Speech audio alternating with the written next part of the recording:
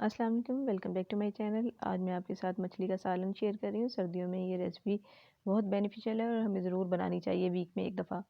मछली का सालन बनाने के लिए मैंने पैन में 3/4 कप घी का ले लिया है। घी को गर्म कर लिया और उसमें 1 टीस्पून मैंने ज़ीरा ले लिया है साबुत, और 8 से 7 काली मिर्चें हैं साबुत, वो भी शामिल कर दी हैं इसमें। 1 मिनट के लिए हम इसको घी में फ्राई कर लेंगे।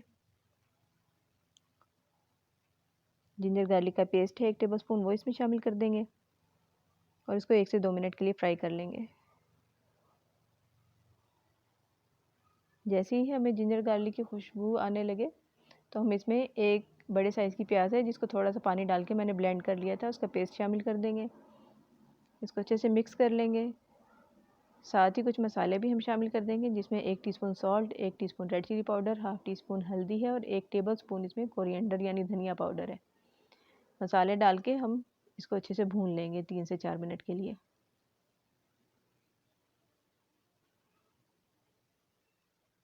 मछली के बहुत से रेसिपीज़ होती हैं जिसमें सालन की ये रेसिपी अगर बनाई जाए तो बहुत अच्छी लगती है खाने में भी और टेस्ट में बहुत अच्छी होती है। अब दही मैंने आधा कप लेके उसको बहुत अच्छे से फेंट लिया और वो शामिल कर दिए। अब हम इसको अच्छे से भून लेंगे मसाले को। इसमें टमाटर नहीं जाएंगे, दही का इस्तेमाल होगा। मछली इसके लिए जो मैंने यूज़ किया वो भी मैं आपको दिखा देती हूँ। ये सिल्वर फिश है और बड़े बड़े इसके टुकड़े करवा लिए। इसमें मैंने ये जो हेड है ये भी शामिल कर दिए क्योंकि हमने इसका सालन बनाना है, तो इसका जो जूसेस वगैरह हैं बहुत बेनिफिशियल हैं, इसलिए मैंने वो इसमें शामिल कर दिए। अब ये देखें, इस दौरान हमारे जो दही का पानी खुश्क हो गया और हमारा घी जो है वो अलग हो गया। इसका मतलब कि मसाला भुन गया है, और मसाला भुनने की एक निशानी ये भी है कि ये दानेदार हो जाता है। 1 टीस्पून इसमें गरम मसाला पाउडर का शामिल कर देंगे और अच्छे से मिक्स कर लेंगे सब चीज़ों को।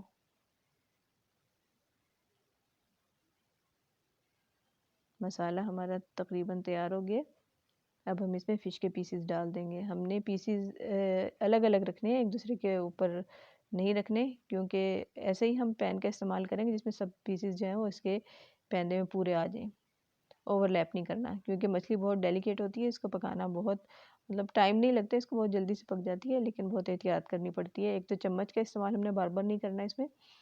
अब जैसे हम थोड़ी देर होगी हम इसकी मछली के साथ भुनाई कर लेंगे ताकि मछली के अंदर जो पानी होता है वो भी खुश्क हो जाए।